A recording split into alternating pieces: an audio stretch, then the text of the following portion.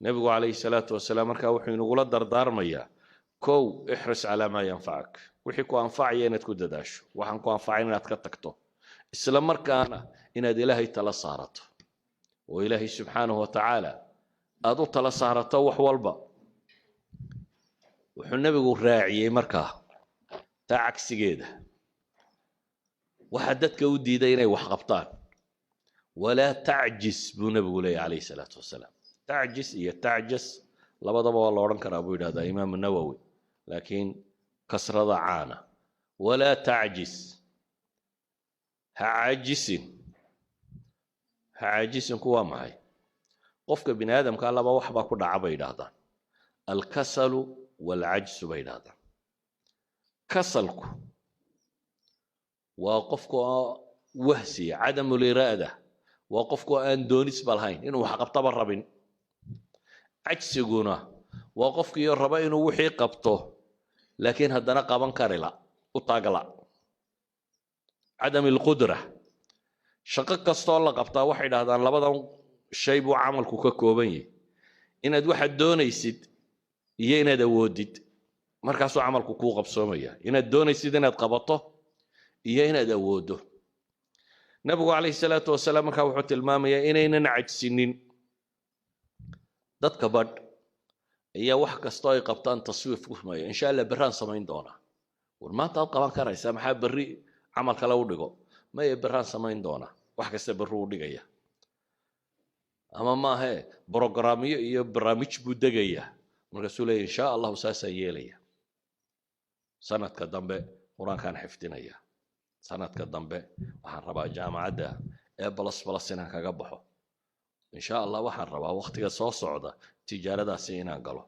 وحن ربا كتب طاينا دكتو وحن ربا عبادة داينا سمايو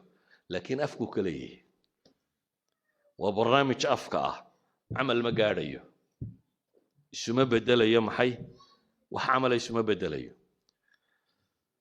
إن وحلا بلانقرية محومة لكن واحد بلانقرين يسوينه يا واحد أو دوقة بنكر السمركة كوات شيء في مقدورك وينو يي وانا قف ريانا يا نقون تتكبر با داي دريمينج ادو سوتشي داينا ريوتا ماها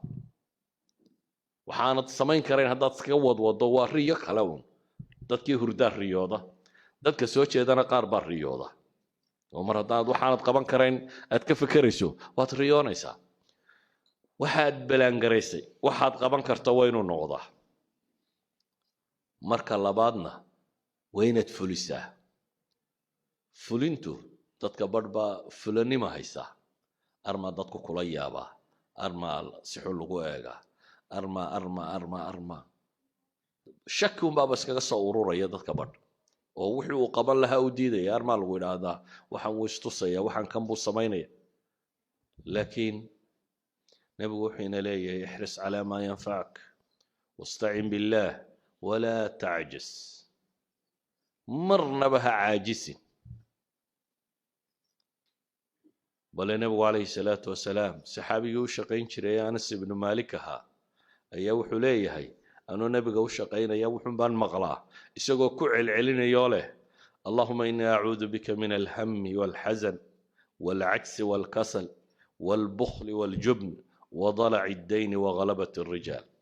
يسقو كعل علينا يوله إله وحن كام مغنقلي warwarka iyo walbahaarka iyo tiiraanyada iyo murugada hamigu waa waxa soo socda oo qofku ka warwaro mustaqbalka oo la madoobaada oo dabeetana qofku warwaro xusniguna waa wixii ka tagay qofka oo tiiraanya iyo murugo ku reeba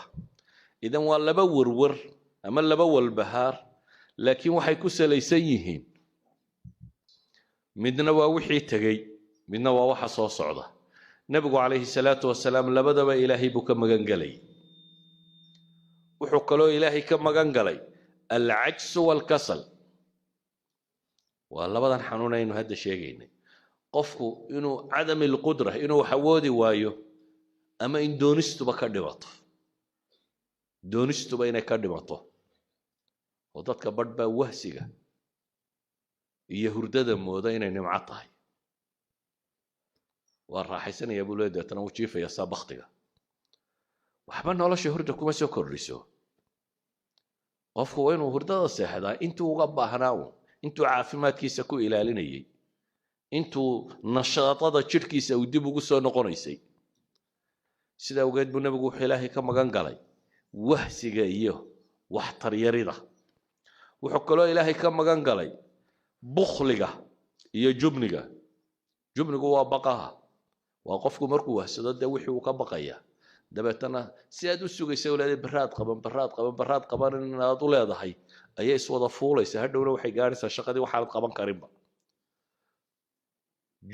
bukhliguna waa wixii oo anfacaagii aan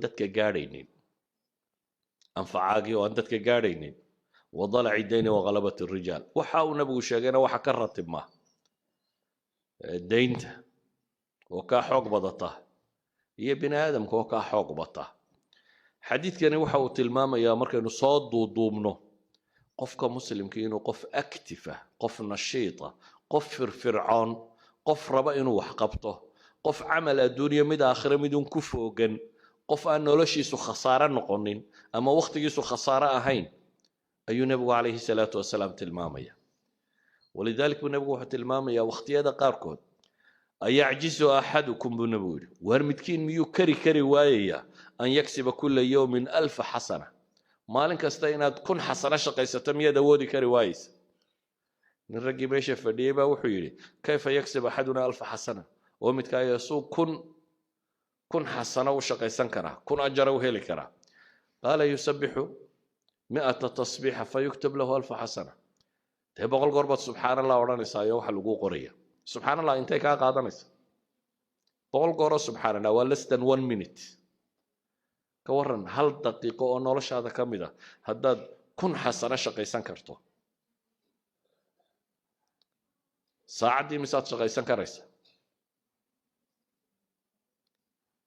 waxa meesha taalla markaa nabigu wuxuu leeyahay qofkaasi subxaan allahi yidhaahda ee tasbiixda la yimaada 1000 xasanana waa loo qoraa aw yuxatu canhu 1000 khati'a ama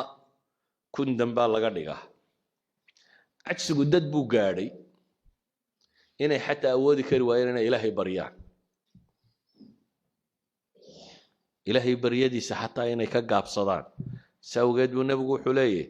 acjasu nnaasi man cajasa can idducaa acjasu nnaas man cajisa can idducaa dadka waxaa u caajisnimo badan dee ninka awoodi kari waaye ilaahay inuu baryo wa abkhalu nnaasi man bakhila bisalaam dadka waxa kaloo u bakhaylsan buu nabigu leeyahay calayhi salaatu wasalaam qofka dadka kala bakhayla inuu ku yidhaahdo assalaamu calaykum assalaamu calaykum waa duco inaad dadka u ducaysad kala bakhaylaysa